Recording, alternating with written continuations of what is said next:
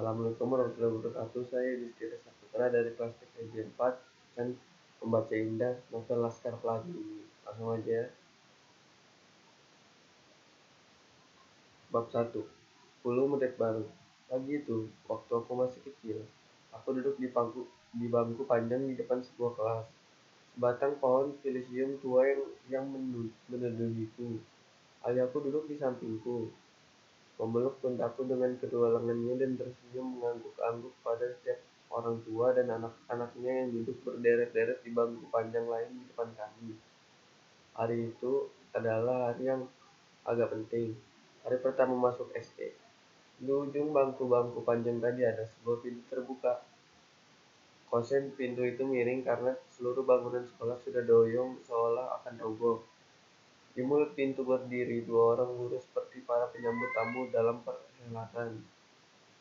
Mereka adalah seorang bapak tua berwajah sabar, Bapak K.A. Harpan Effendi Nur, sang kepala sekolah, dan seorang wanita muda berhijab, Ibu N.A. Muslimah Hafsari atau Bu Mus. Seperti ayahku, mereka berdua juga tersenyum. Namun, senyum Bu Mus adalah senyum getir yang dipaksakan karena tampak jelas beliau sedang cemas.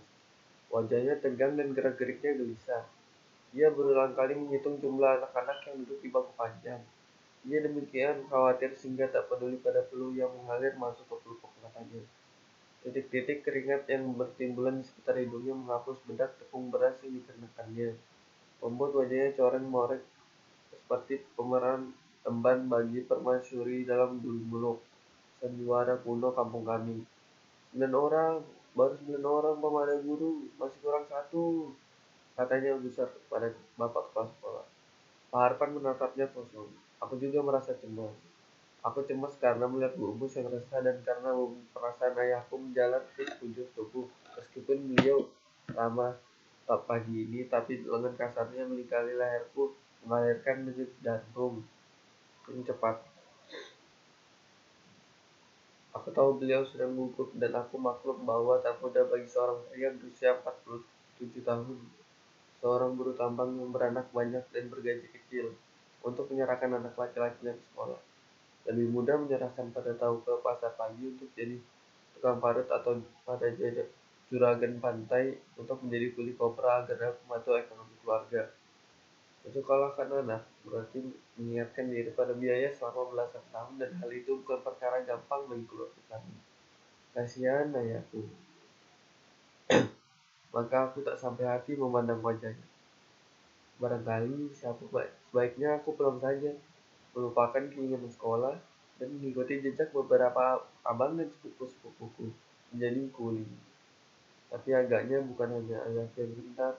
Setiap wajah orang tua di depanku mengesankan bahwa mereka tidak sedang duduk di bangku panjang itu. Karena pikiran mereka seperti pikiran ayahku, melayang-layang ke pasar pagi atau ke keramba di tepian laut, membayangkan anak lelakinya lebih baik menjadi pesuruh di sana.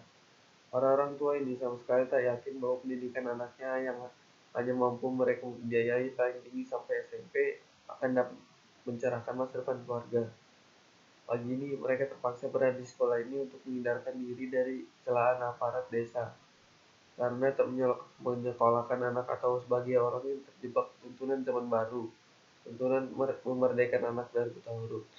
Aku mengenal para orang tua dan anak-anaknya yang duduk di depanku, kecuali seorang anak lelaki kecil kotor berambut keriting merah yang meronta-ronta dari pegangan ayahnya.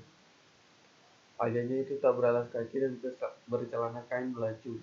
Aku tak mengenal anak beranak itu. Selebihnya adalah teman baikku. Terapi misalnya yang duduk di pangkuan ibunya, atau kecek yang duduk di samping ayahnya, atau Syahadan yang tak diantar siapa-siapa. Sekian dari saya. Terima kasih. Wassalamualaikum warahmatullahi wabarakatuh.